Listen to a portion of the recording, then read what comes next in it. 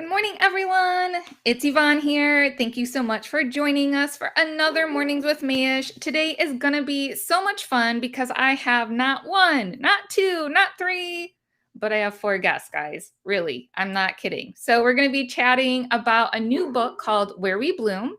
Debra Prizing's latest book is all about stepping inside the places where flowers come to life. So you get to peek into 37 flower-filled spaces of slow flower designers, farmer florists, and growers. Today, Deborah is going to introduce her book to you guys, and then we're going to virtually step into three different spaces, ranging from small to medium to large. Srini Perera of Creative Hands, Maura Whalen of Casablanca Floral, and Kit Wertz and Casey Schwartz of Flower Duet will all be sharing their spaces with you guys, along with their favorite details of their environments. Who's excited? I am. I'm going to give everyone a couple minutes to come on in before we get started, as usual.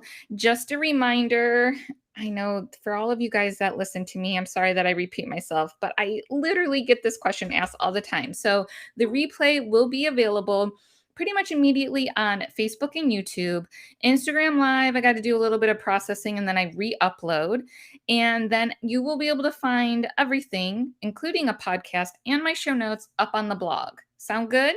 All right. And I also wanted to make sure to let you guys know that I'm looking for a lot of engagement today because I have 2 books to be giving away, guys. So these giveaways are going to be going to my live viewers today. So be sure to ask lots of questions. And I will be praying that all my chat and comments and things like that work because occasionally it goes a little bananas. So it should be good though today, right? Fingers crossed. So yes, be engaged, ask lots of questions, stay tuned. We're not going to do the giveaway live, but I will be messaging you guys after the show. Does that sound good? All right. Also, while we're bringing everyone on, I would love for you guys to say hello and let us know where you are from, where you're watching from, because that's always fun. Sometimes we have people from like all over the world, which is really exciting. And I think it's time to get started. So let me bring everyone on. Hi, ladies. Hi, Yvonne. Hello, Yvonne. So exciting. Thank you so much for coming, Deborah and the rest of the ladies, and welcome to the show. And because I have so many of you guys, and I definitely want to do what I normally do at the top of the show, is just go down the line and have everyone introduce yourself and tell us a little bit about your flower story. So we're going to start with Deborah. Hey, everybody. Yvonne, thank you so much for hosting this. And thank you to Mayesh just for being a great partner to the Slow Flower Society. I've been working on this wonderful journey of promoting domestically grown, U.S. grown flowers and floral designers who build their businesses around that. And that's all summed up in the Slow Flowers movement. And I'm excited to talk about my new book, Where We Bloom, today, and have all these talented creatives join us. So thanks again, Yvonne, for hosting this. Yes, of course. Deborah, how did you get into the whole world of flowers? You want to talk real quick about that? Oh my gosh, I think it started just because I had 2 college roommates who were landscapers, and we had an apartment filled with houseplants, and one thing led to another. And instead of going into the fashion industry, which is where I started at 17 magazine, by the way, every girl's dream. Fancy schmancy. Right. They called me Debbie back then. I just, at some point, I think when I had a garden of my own, like a yard, I just started applying all that interest in color, texture, combinations, just that I found in flowers. I started designing with them instead of with textiles. So it's been a long journey, but really beautiful. It is. I love your story. I know that's just a little smidge of it, but we have talked before, so I'll have to do a little repost of some of our past chats. Great. Yeah, you've been so generous of having me on the Mornings with Mayesh before, and I'm so glad that that you do this every. I don't know, how often do you do this, Yvonne? I do it at least once a month, and then like months like September, I'm doing it 3 times this month. I saw that. Oh my gosh. It just depends, and sometimes how crazy I am and all of that, but at least once a month, that's my goal. So Right. got to start somewhere. So thank you, Deborah, for coming.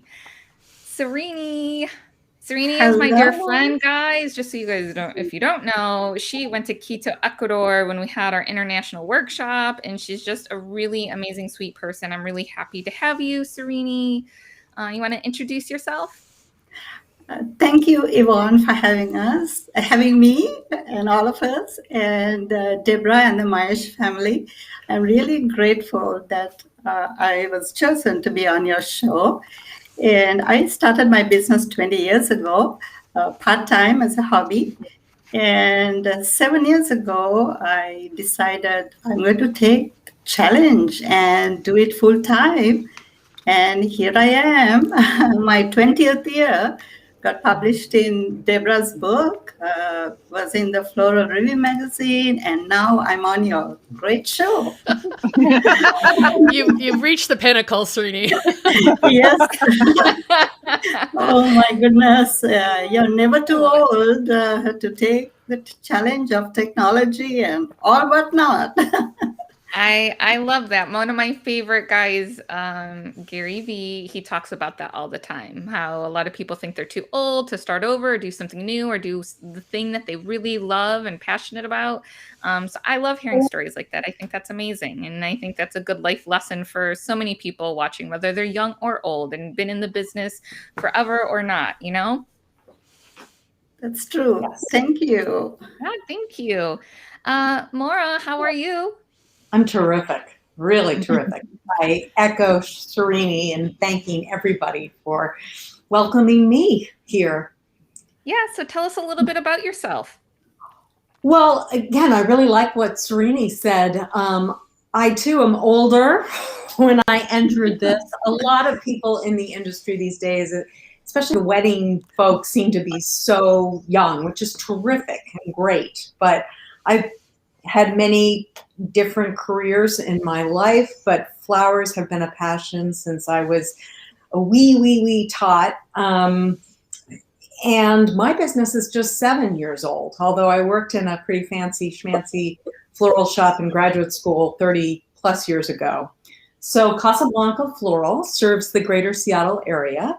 And the core of my business is not weddings, although I do a few select ones, but the core is regular floral deliveries to businesses and homes. So floral subscriptions on a weekly, bi-weekly, or monthly basis. And I also teach both in my studio space and elsewhere, and love that. And not for necessarily professionals. I call them the floral enthusiast, anyone and everyone who wants to play with nature. I love it. Welcome. Thank you. All right. Kit and Casey. Hi, ladies. Hi. How are you? Welcome. Thank you, Yvonne. It's so good to have be on your show. Thank you. I'm so glad to have you guys too. Tell us a little bit about what you guys do and a little bit about your flower story. I'll let you start. Okay, well, actually, I'm Casey, And I'm Kit. and together we are. Flower Duet. It's so cute. I love it. And if you didn't know, we are sisters, and we've always worked similar jobs, sometimes not at the same time, but Kit would take the job after I finished it. But it was time years later, actually 22 years later, that we start our business together as Flower Duet. And I had dabbled in flowers in the past, and it was a big part of our upbringing. But Kit was getting married, and she asked if I would do her flowers. And we went to the flower mart, and I fell in love Yes. with the Los Angeles Flower Mart and all the vendors, including Mayesh was one of my first loves. And we would always start there. And we started a flower business because we would take our friends downtown to the flower market and then teach them how to do flowers. And I took a bunch of classes, and Casey took some professional courses too, although she already knew how to design flowers. And then our friends said, you should do this as a business. You should take people to the flower market and then teach them how to do flowers. So that's exactly what we did. We started doing that in 1999, officially as a business. We did flower arranging parties in people's homes. And then people started getting married. So then we started doing weddings, and it grew from there. And we were part-time for about 10 years and then expanded full-time about 12 years ago. Wow. Amazing. I love it. Thank you. It's been fun. Yeah, it sounds amazing. Quite a journey. I bet you guys have some amazing stories to share. Today, we're going to be talking about spaces. So before I'll be coming back to you guys, I'm going to bring on Deborah again. So Deborah, I'm really excited again to just dive into people's special spaces and get to sneak peek. This isn't really something that we talk about or show or anything, at least on my end. So we've never done this before. And you had this brilliant concept, I guess, to write a book about it called Where We Bloom. Do you want to tell us a little bit more about your latest book? Yeah, absolutely. Well, I think that if any of you are like me, the idea of going on a home tour, like for a historic district or a garden tour, there's this voyeuristic component to it. That's why those types of tours are so popular. And Yes. This is sort of the floral industry version of that, where we're pulling back the curtain and letting people, our readers, peek into studios and shops and barns and greenhouses and places where floral creativity happens. And the idea really came to me because of my background in the gardening industry. So in 2008, I wrote a book called Stylish Sheds and Elegant Hideaways, and which is kind of a mouthful, but it was all about these luxurious studio spaces that people built in their backyards for gardening. And actually, I would say Mora's space should have been in that book if we had known each other back in 2008, because it's right in the heart of her garden. But that book really, sort of captured this moment way before the she shed, thing ever came out, just because I was a garden writer and I kept seeing great gardens that had these little structures. And there's something about having a dedicated space for your art and your creativity that I think that we all yearn for. It kind of goes back to the treehouse fort we had as kids, or the blanket over the card table that we would get underneath and, have tea parties. Yes. So, so when Robin Ovney, my partner, and I in Bloom Imprint, which is sort of the book publishing arm of Slow Flowers, when we were getting started about this time last year, this was our first book. And I put out a call to all Slow Flowers members, almost 900 of them, and said, we are asking for submissions. If you'd like to be featured in this book, please share your photography with us. And it was wonderful because all these women who are with us today shared their photography. And, so, as I said, some of these places I've been to, some I haven't, like Srini's. And I was just so intrigued with like the creativity and the diversity and how floral designers and floral artists and flower farmers, make it work in the spaces that they have. So that's really what the book is. It's part design, part business, kind of marketing in terms of how people utilize their space for their floral business, and a little bit of a story about floral entrepreneurs. I love it. I love it. With that said, we are going to move on to Srini. Srini, can you share your space with us? Because guys, believe it or not, Srini is in a upcycled laundry room. I cannot believe it. And it isn't always about how much you have, but how you use what you have, right? That's right. It is actually a working laundry room, home, studio, home, consulting room. That's amazing. Yeah. So anyway, let me just show you exactly where I get started. So that's my organized tool area. And in the background are my vases and all the items I need for a wedding. And you were saying that's like one of your favorite spots, right? Yes, I love my organizer because I'm an organized freak. I have to have everything in its place. And if it's not there, it kind of disrupts the operation because my space is very small. So it's just one person that works at a time. one of my part-time dear friends, Pat. She's been with me for a long time, so she comes and does the bouquets. And another dear friend of mine, she does the centerpieces, and I do the corsages, and my husband helps with the construction and the engineering of the arches and the loading and all whatnot. So that's how it goes. But this is really my favorite space, the organized tool rack or whatever you may call it. Very good. I know you mentioned you are in a laundry room. So do you utilize that space on top of the washer and dryer too? Yes, I sure do. That's a great question. And that's the window that I have overlooking my garden and a beautiful oak tree. So it's really peaceful and quiet when we work here. I love it. And do you have like you mentioned like constructing arches and things like that. Do you have Yes. storage Yes. space? Like where does that all go? Because that's Yeah. obviously not So, with you right now. yeah, could you see the door over there that leads to the garage? And I share the garage with my husband. Sharing is always wonderful. So we have half for him and half for me. And I wish I can take my laptop over there, but the way I arrange this, it's a little bit tough. So I have everything organized, the buckets and all the hardware and everything. And when the flowers come in, I take it from the garage straight into the cleaning area.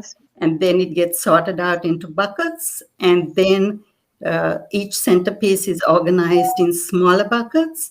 And then we bring it in here for the final making of the bouquets and the boutonnieres. Love it. Amazing, Srini. So where did you get your favorite organizer from? I got it from Food 52, matter of fact. Foot 52. Yeah. Srini, this is Deborah. I'm jumping in. Show us where your washer and dryer are. This is the part that blew my mind. You actually have disguised it so no one really knows your machines are there, right? Yeah, there it is. Can you see it? Yes. Yes. Awesome. What do you have, like a blanket or a tablecloth or quilt over it? It's a beautiful tablecloth, and I use different colors when my clients come in. And, I put the flowers they would like to have, and it's just beautiful. They sit on the chair and they look out the window and look at the flowers, and they're like, wow, this is really peaceful. That's awesome. That's so nice. Awesome. Thank you for sharing, Srini. You're welcome.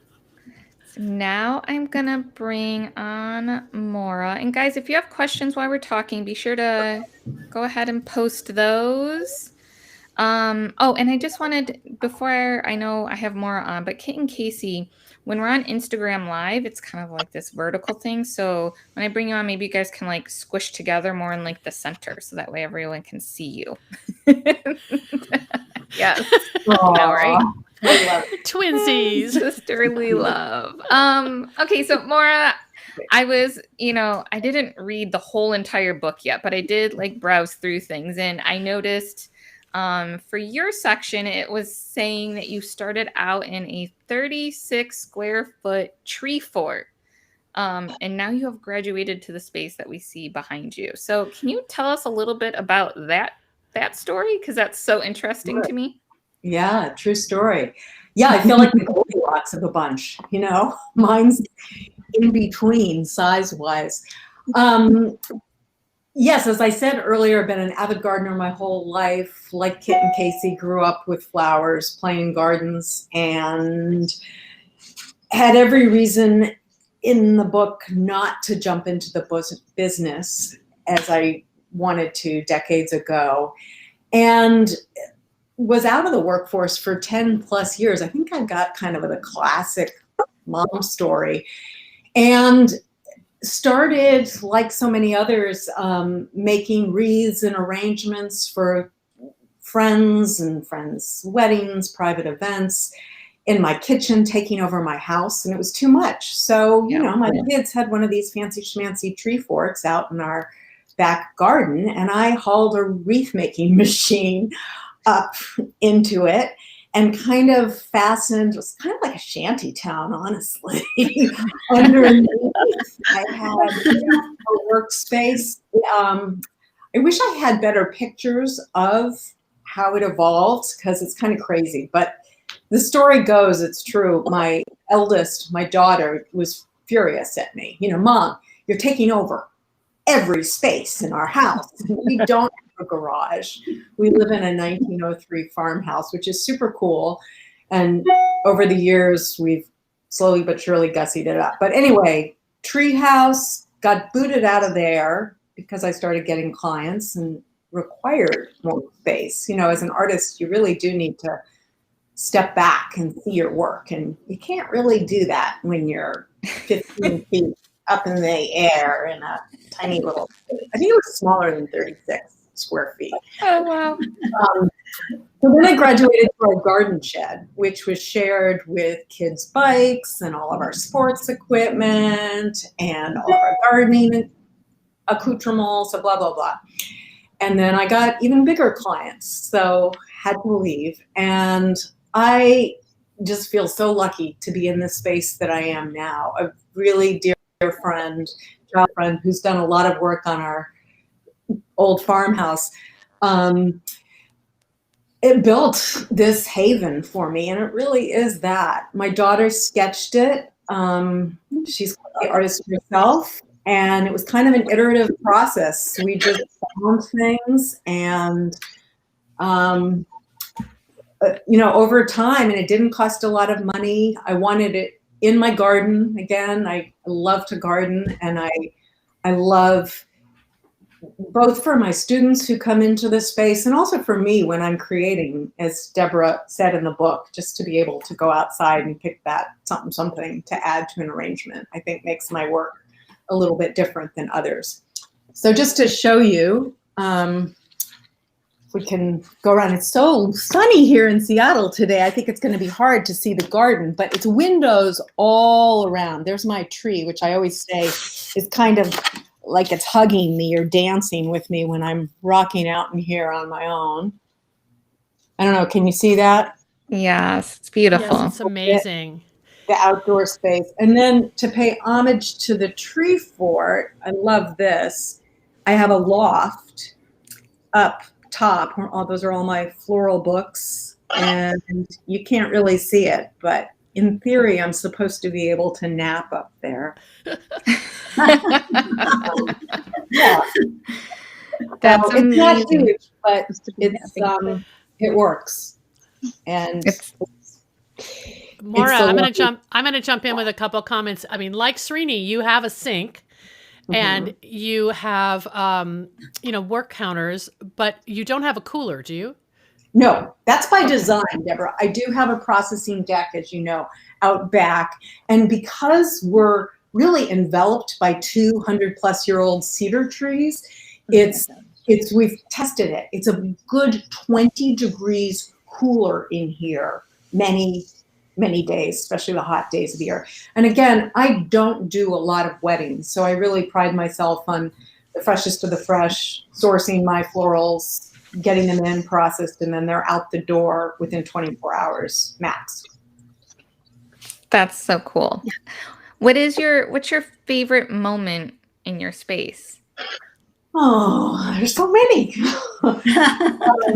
It's when she invites me over to have a glass of champagne together. We can do that anytime. Hint, hint. Always an excuse to drink bubbly, especially with Deborah, and we all love so much. I want to be invited. Yeah. Absolutely, you're invited. Always. No formal invitation needed. I mean that.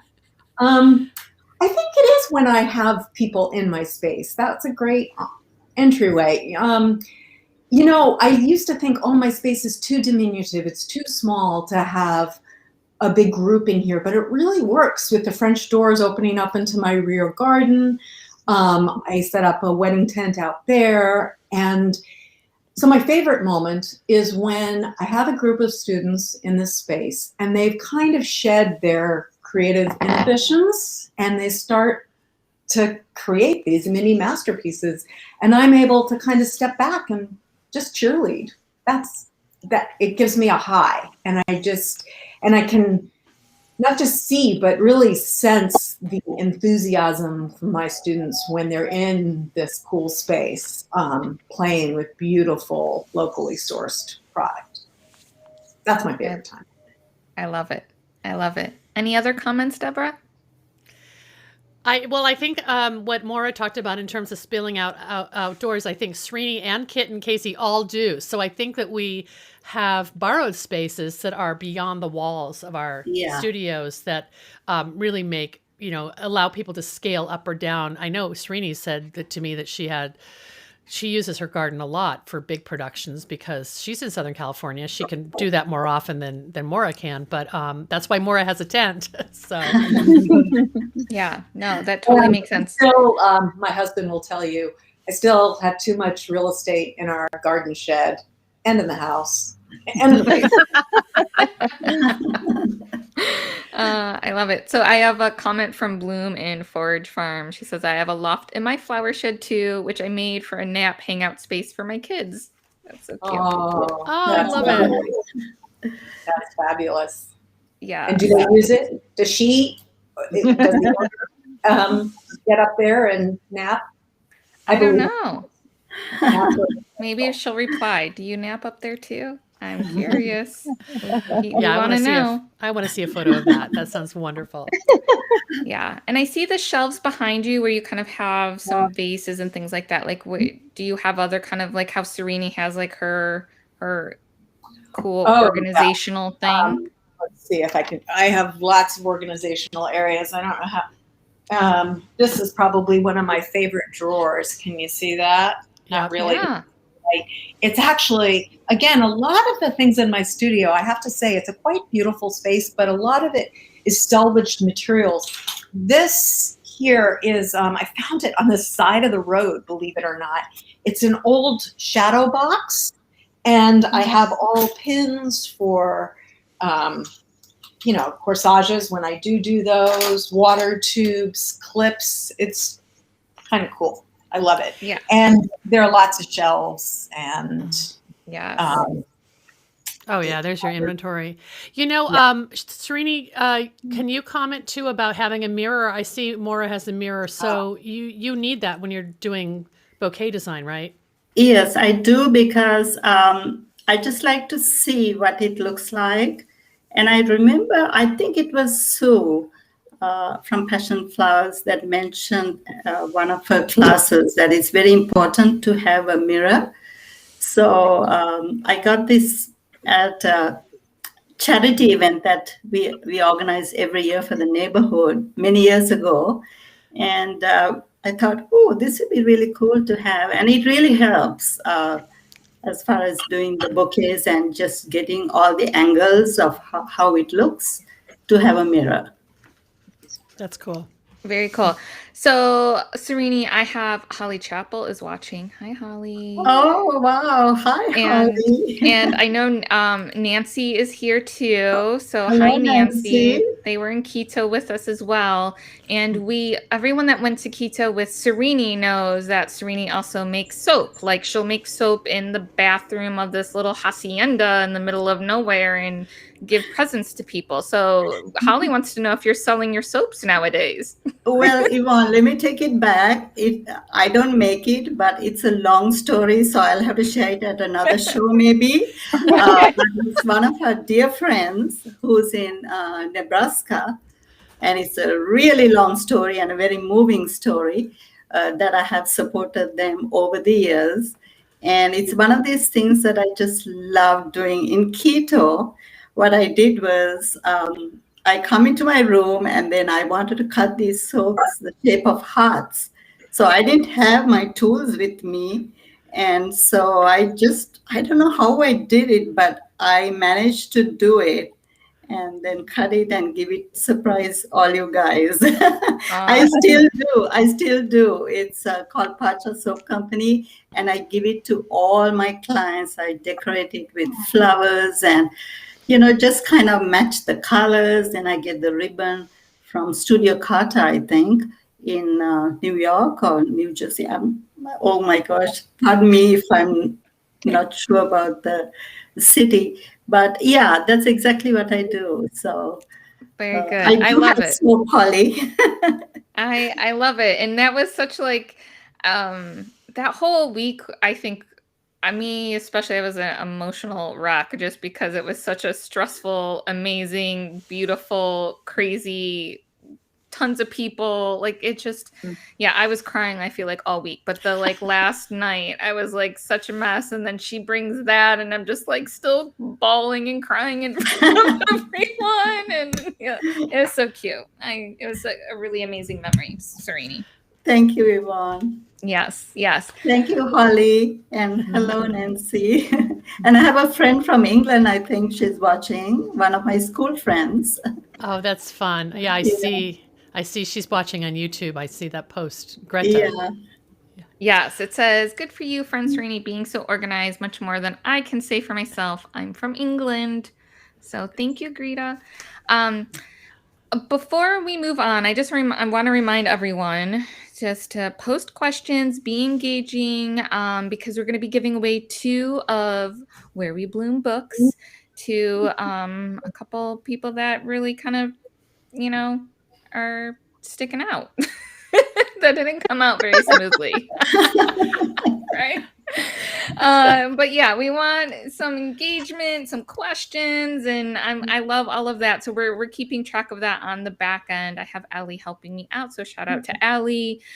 So whether you're on Instagram, because you everyone that's watching here can't see that, but Facebook, YouTube, all of that. So we're gonna pick a couple of lucky people, and they're going to get a free book after this show. So make sure you participate if you want that free book. All right. Thank you, Srini. Thank you. All right. We're going to bring on Kit and Casey. If you guys can't tell, their space is huge, like 4,500 square feet huge. So ladies, can you share with us a little bit about your space and how you ended up in such a giant space? Because I'm sure you didn't just start out that way. Well, I'll let Casey tell you how we ended up here. And we were but we were first on a little studio that was upstairs with no elevator. So this is much better. But Casey will tell the story, and then I'm going to give you a tour. Right on. Okay, so yes, my husband's actually a commercial advertising photographer, and we needed a bigger space for him to hold castings and also to do shoots. And he wanted to start this whole big thing with a green screen background so you could pop in whatever you wanted as a background. So we searched spaces, and this is actually the first place that we saw, and we thought, no way, it's too big. Then we looked at other places, then we saw this one again, and we said, this might work for us, for the photography side of things, and then also for expanding the floral business. So we moved in, and what they say about a goldfish, when you put a goldfish in a bowl and then it gets to a size and you put it in a bigger bowl and then it gets bigger and bigger and bigger. Well, yes. Oh my gosh, the amount of stuff that we have now, and talk about taking over, like you guys said, all of you have taken over other spaces. So we've kind of eked into Randy's space. Luckily, he shoots a lot on location. But we definitely share the space. There's a few different businesses that work out of here, but we basically have the bulk of it. And I'll let Kit give you the tour. And we couldn't be happier, though, having it, because we're able to have people in here for classes, which we love. And we're able to then also, produce flowers for events and roll everything out into the car. But I'll let Kit give you the tour and give you the full scoop. And I'm going to go finish my flower arrangement. Thank you. So I think the other day we did am I in the middle here? Let's see. Okay, you're kind of in the middle. It's good. And we can see your space, which is good too as you're walking. Oh my gosh, it's huge. I know. She's still going, guys. Okay, so this is so we are in a warehouse area. It's kind of bright out here, but So I'll just give you a perspective. So during COVID, we taught classes right here out in the front where my car is. And we have great neighbors. We've been here for over 11 years, so we know everybody. And so then when we load, we just load here from the warehouse. Kit, can I jump in? Yeah. And I remember when we were planning for the book, Robin and I said, that garage door it's a game changer. You have to get a photo of how you are loading in and out. And that's one of the photos in the book. And I love it. Yeah. Yep. So there's a shot of it. And then we have upstairs storage. A lot of it, but it's too messy to show. So, and like Casey said, we have 2 other offices that kind of rent space from us. So they're over here, and then we have restrooms down there, and then our offices we have rent and a kitchen. And we're like we don't have a cooler either.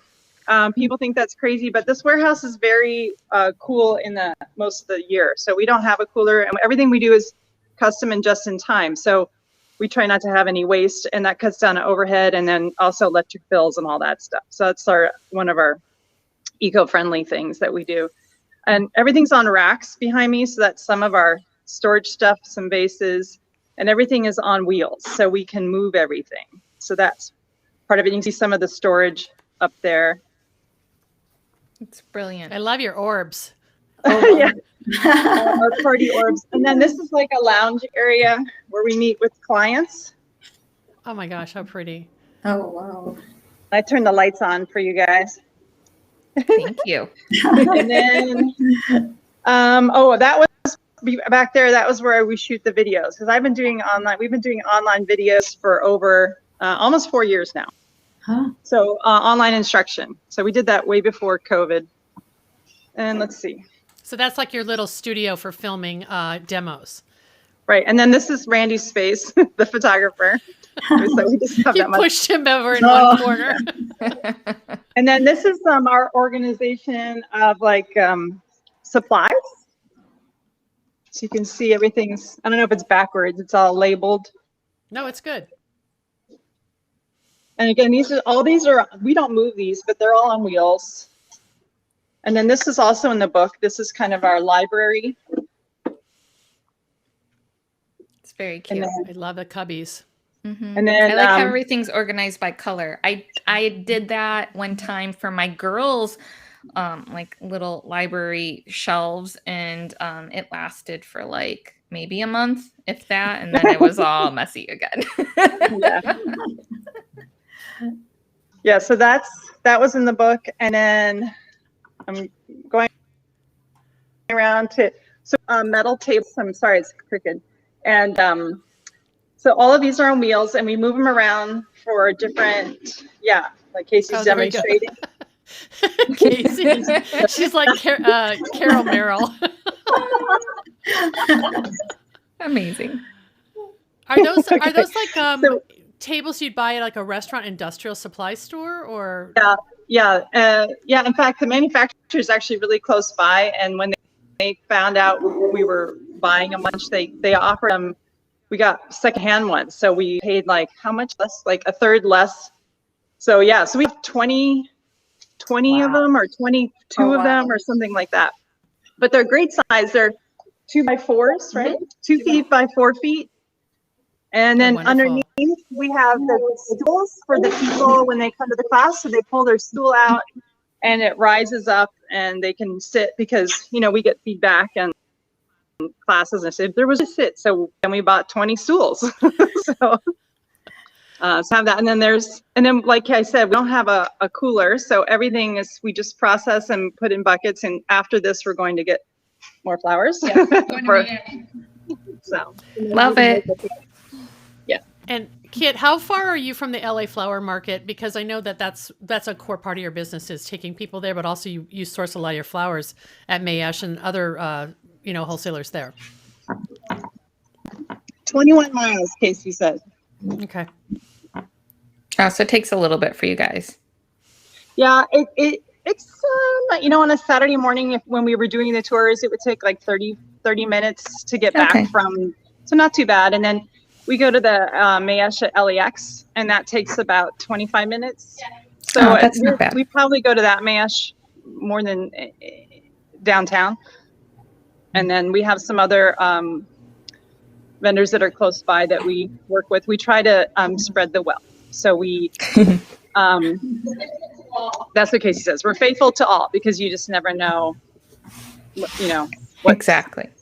what's going to happen. And since we do have a little, we do have a little bit of gardens, but mostly what we grow in our gardens are things like succulents and greenery. So, I mean, we're doing a succulent class on Saturday at the Huntington Library in San Marino, and I'm providing most of the succulents from my yard for like 45 students. That's crazy. Wow, that's amazing. So you have but I also am going to the succulent place right after this to get some for that. Some backup. yeah, but it's all locally grown, so it's great. That's awesome. That's amazing. Do you have any other questions for them, Deborah? I have some questions from the audience here. I just want to say, I think this is so inspiring to see how you use the space, and that we all want a sister to work with. Like, we're all super jealous of that bond that you have. And I've seen it in action. Like, they are like two parts of the same brain, and their collaboration is just really reflects that. There's no tension. There's joy, and I just think it's really fun to watch and fun to be part of your world and see what you guys are doing. Thank you, Deborah. Thank you. Well, it is funny though, because they say don't go into business with a sibling or a spouse, and I have done both. Because I produced all of my husband's photo shoots, and we prepped the studio. He had 10 people in here for a shoot yesterday, and I was sweeping, and Kit was sweeping. So yeah, so we're all in this together, and it's great because we have kids who see it too. And so, I've brought my 16-year-old to help me do setups and takedowns, and he loves it. He thinks it's amazing and beautiful. So it's great. It's a great family business, and you can do it when it works, and it works. So we're delighted. Yes. Awesome. I love it, guys. Such a good story. Thank you for sharing. Okay. So I have my first question from Fiona Ryan Bloom. They ask, I'm starting to work on my new flower house in my yard. Any recommendations on flooring and countertop material that's best for working with flowers? So anyone want to take that? That's a great question. Yeah. What, Mora, what flooring do you have in your studio? Yeah, all I can say is it's cheap. It was from Home Depot. And it looks really swanky. It looks like big, what is it? The big tiles. Can we see? Kit, you did such a good job touring people. You can't believe it. Yeah. Maybe I'll have to post a photo of it on your Instagram feed, Mora. Yeah, it's just a big tile. But I know also concrete works really, really well. Yes. My tables are tiles, big faux marble slab tiles, grouted on top of a piece of plywood. Here, I can show you these. They all move as well, but it's kind of cool. They're on. They can separate, and they're on a stand that came from Ricochet Labs, Pete Tabor, who built this place.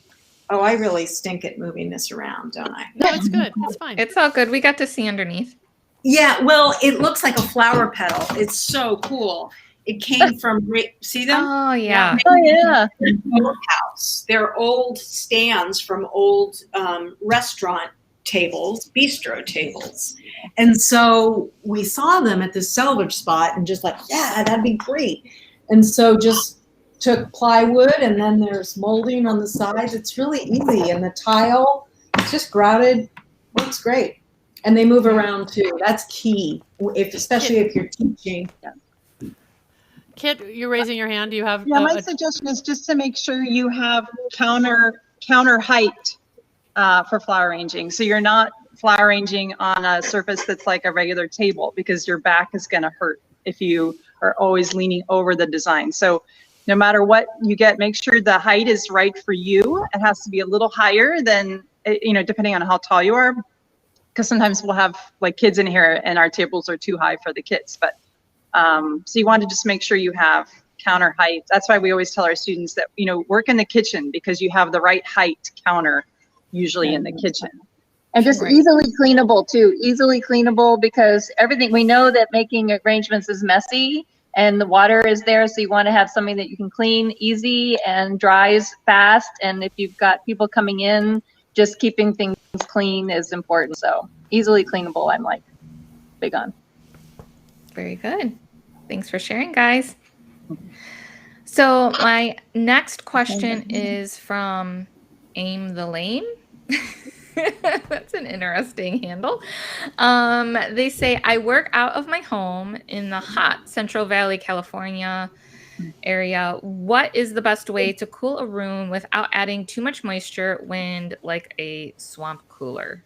You guys have any advice? Because I know no one works with coolers here. Well, Srini, your house is air conditioned, right? It is. However, because of all the trees, Deborah, it keeps it really, really cool. Yeah. And when my husband designed and built it, it's insulated really well. And I don't have a cooler. I just have a very small cooler. So what we normally do is we keep all the windows open if I work late into the night. And then it cools the house down, and we have a couple of fans that blow out that keeps it really cool. So that's another option. Right. Yeah. And I know a lot of people have used a CoolBot. I don't know a whole lot about it, but I just hear people talking about that a bunch. Yeah, and CoolBots are basically being used by both flower farmers and a lot of florists, because you can turn something like a closet into a walk-in cooler. Just obviously you need some carpentry skills, but you're retrofitting an air conditioner with this little device that controls the temperature. And if you just search CoolBot, CoolBot, you can find videos showing how easy and affordable it is to kind of jerry rig something you already have into saving thousands of dollars of buying a walk-in cooler. Or the swamp coolers, I'm not quite sure what those are. I thought those were what put on vehicles for like flower deliveries. I don't any even of you guys know? It goes on top of the roof, I think. Okay. Might be a good question for my husband. He knows everything about all this construction, everything. But I think this is my first time ever hearing about a swamp cooler, so I had no idea that was a thing. Well, the fans and the windows being open is really smart. That's like a California thing. So the person asking the question might already be doing that, but that's brilliant. Yeah, very good. Thank you. Thank you. All right, so I have Seattle Wedding Flowers here as well. They say, home studio florist here, would love advice on eco-friendly ways to keep flowers cool and fresh. I think our biggest thing is that we get everything last minute from our vendors. We have a lot of events this weekend, but we're getting some of our flowers tomorrow and some of them on Friday. And that means we have to work quickly, but they're super fresh and we get everything in water. So they're super hydrated. We recut everything, so we make sure that we know that they're getting the hydration they need. And we want them to open. We want them to be in the regular temperature air, so they'll open and be beautiful for the event. But we know that it's going to be working quickly and with our team to turn the flowers around. And that way we know they're going to last even longer for the guests to take home or enjoy. So it seems crazy to think about getting your flowers so close to an event, but that's how you're guaranteed their freshness, hydrated, and long lasting. I mean, there was a term, I think, I was just going to add, Kit said a term, just in time. And I thought that was really a good way of describing it, that you're not getting flowers on Monday and trying to hold them, in this chilled state all week. Instead, you're just pushing that calendar out to the latest possible time to get your flowers. Right. You just have to be aware of like what might need a little bit more time and have a few more extra trips. So that way something that might take, 5 days to Yes. Yeah. open to Like the state you like need it in. lilies. Yeah. Yes. Yeah, Yes. and that's what we do. And Yeah. we'll go to the flower market like Tuesday, Wednesday, Thursday, Friday to pick up whatever each thing that we need. So, Yeah. I mean, we split it, but mostly it's Maura, were you Maura- going to add? Yeah.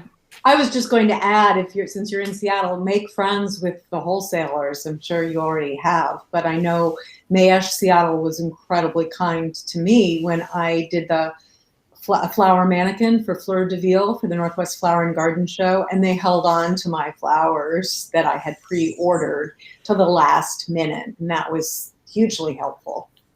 Cool. I And then, love of that. course, we do. cold water if you want to keep them fresh. Cool water, dark spaces. So it's not uncommon for me and my teenagers and husband to be schlepping buckets and my assistants, around. I love it. I love it. Aim the Lane has another comment on Instagram. She says, I have a portable swamp cooler that is on wheels and I use it to cool my house sometimes. So now I'm going to have to look up swamp coolers because literally had no You idea. live that's in a thing. Florida. It seems like something that people should have down there.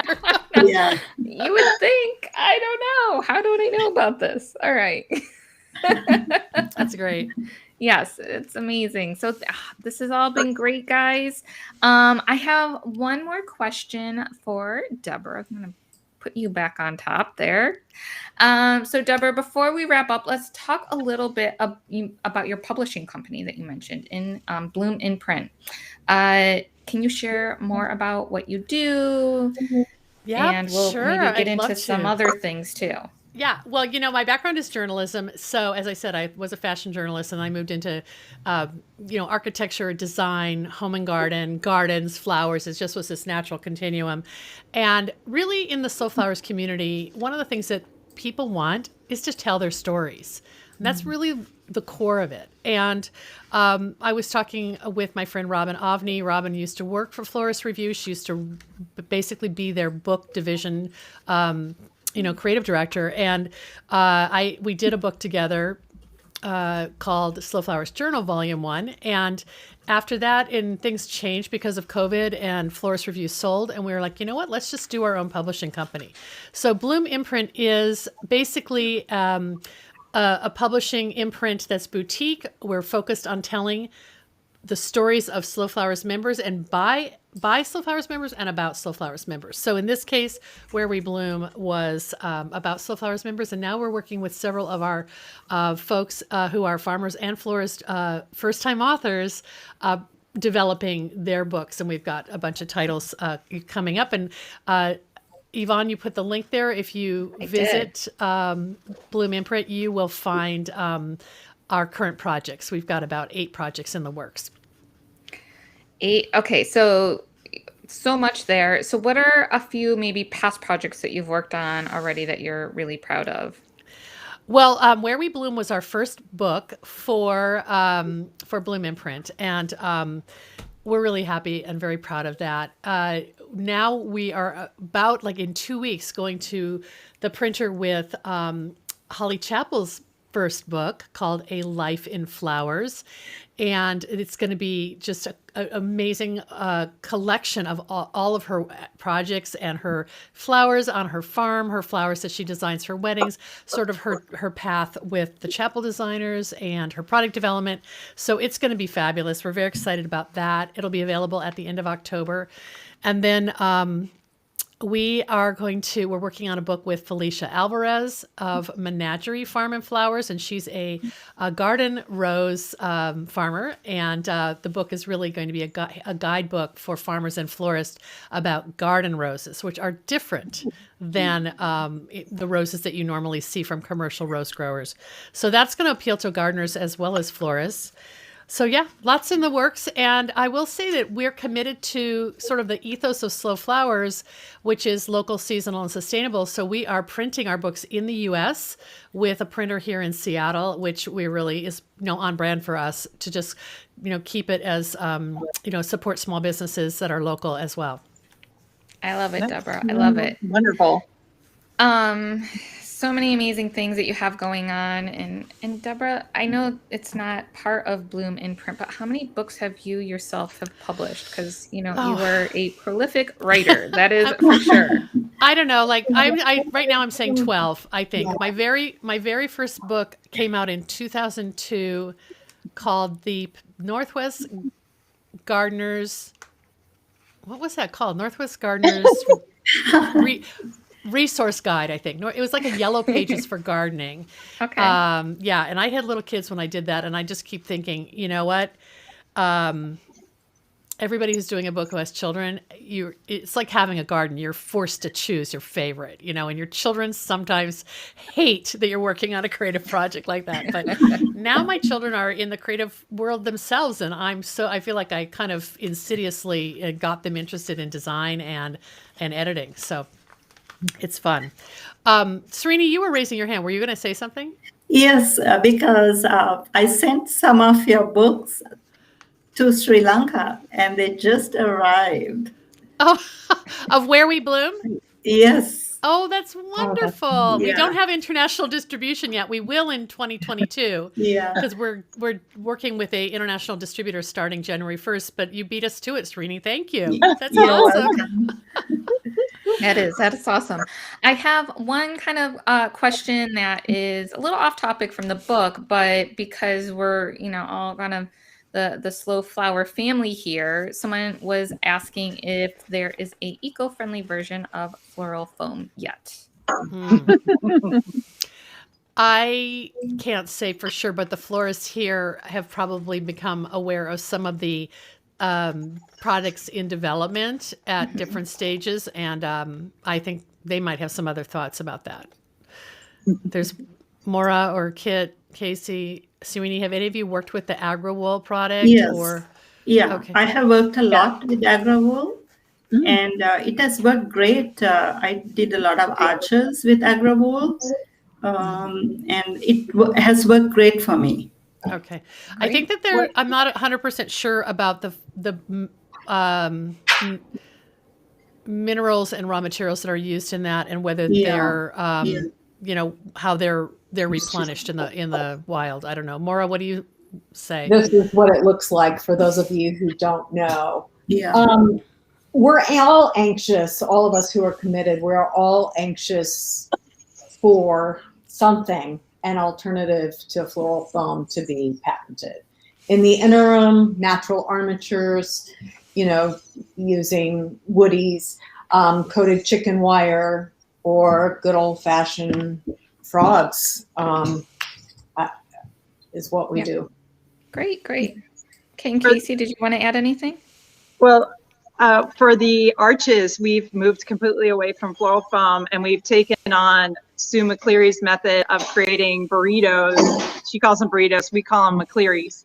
Yeah. Out of chicken wire. Yeah. You call them the McCleary? Yes. We call it the McCleary method. So. Yeah.